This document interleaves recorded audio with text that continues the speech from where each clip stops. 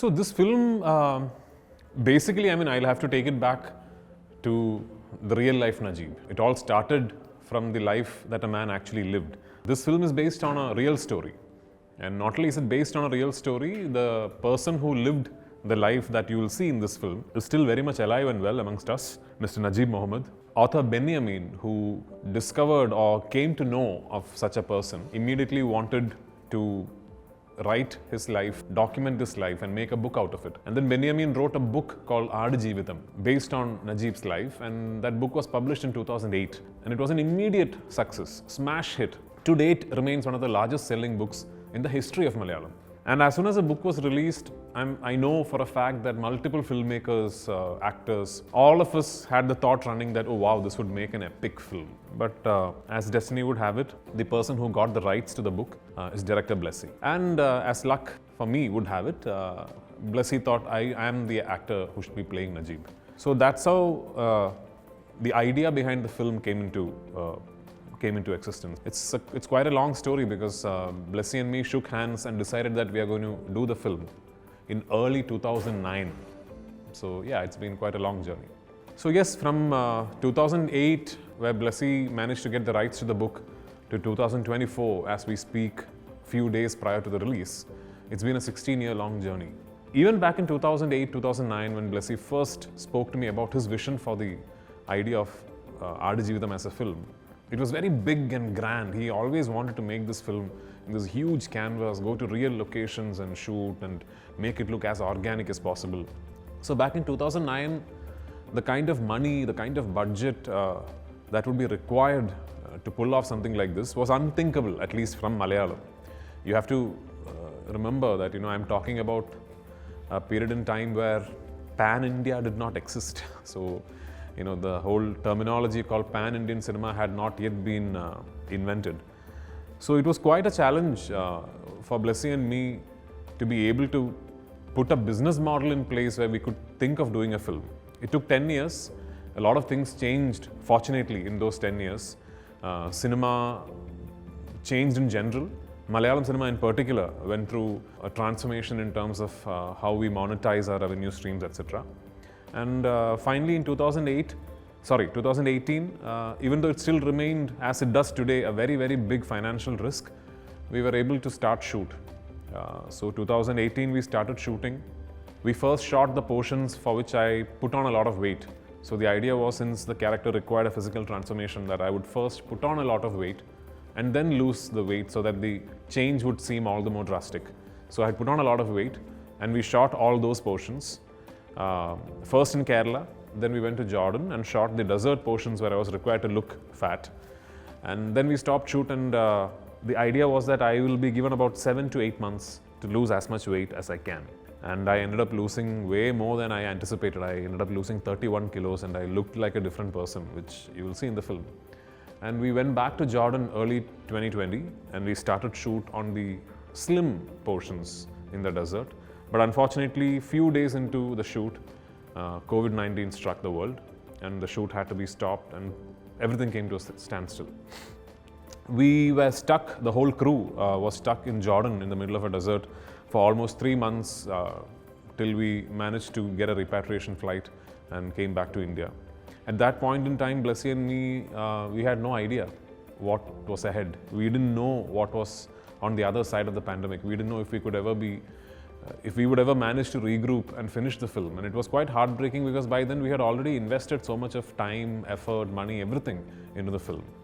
But thankfully, although the suspension in shoot was almost 1.5 years, we managed to regroup, go back to Algeria, shoot the escape portions of the film. Then we came back to Jordan, we shot what we could not shoot in 2020. Then finally we came back to Kerala. We did a patchwork of a couple of scenes that had to be shot inside a set. And the film finished its shoot in 2022. And then there was this extensive post-production schedule because we were very, very keen on making sure that this would always remain a zero-compromise film. So every facet of the post-production process, from sound to music to VFX to color grading, everything took a lot longer than it usually does for a film. But the time and the skill and the effort and the money, I believe, can be seen on the screen. Anyway, finally, as we are sitting here, 16 years later, 2024, 28th of March, the film is hitting the screens, cinemas across the world. I couldn't be happier. Looking forward to it. So when Blessy and me set out to make this film, obviously there were a lot of suggestions, a lot of opinions on how this could be done in the most efficient manner. And you have to realize that when you're talking of a 16-year-long journey behind one film, even the technology associated with filmmaking has undergone quite a few changes in that time period. So as we started shoot in 2018, we did have the option of thinking of this as a studio film, you know. There were a few people who thought that we should actually put up the set of the Masera in the desert where the animals are held inside a studio floor and shoot it against green mat. And that would be the easier, faster, cheaper, more efficient way to make this film. But one thing Blessy always had in mind was that he wanted to shoot this film in the most organic way possible, to go to the real locations, to make sure that the elements and the actors and the animals all interact with each other. And he wanted the film to be as real as possible. And that entailed a lot of effort and money. And also shooting in a topography like a desert involves taking into account multiple factors that are beyond our control, like light, weather, climate. Blessy even went to the extent, Blessy and Sunil, our cinematographer, even went to the extent of charting each scene and deciding, okay, this scene has to happen within the story at this particular time of the day. So then there were multiple scenes, like say for example, a sunrise scene. The actual sunrise light in the desert would only last for about 15 to 20 minutes as the sun is slowly peeping through from the horizon. When the sun comes up a bit, then it becomes very bright in the desert.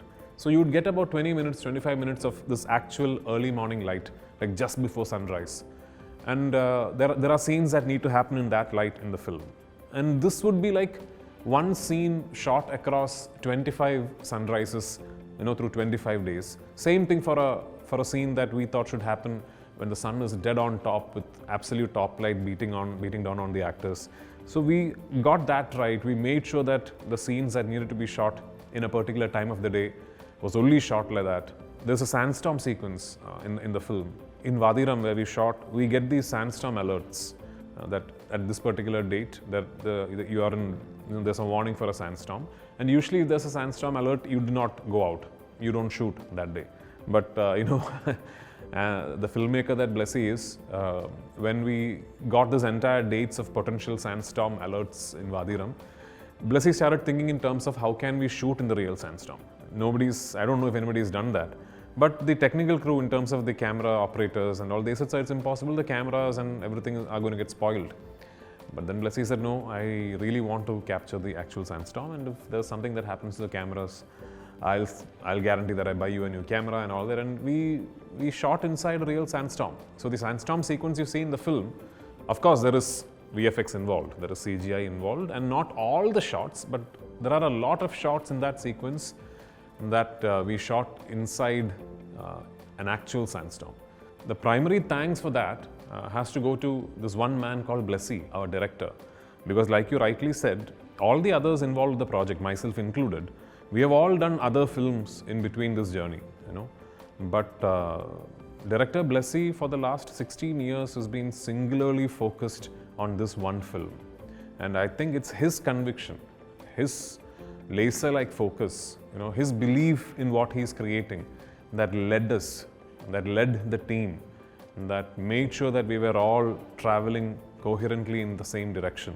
And it's a privilege to have worked with such a visionary leader, such a world-class filmmaker who set aside such a big time, such a big phase of his life to create that one big masterpiece he wanted to. So that's truly inspiring for me. I think Goat Life is mostly about the resilience of the human spirit.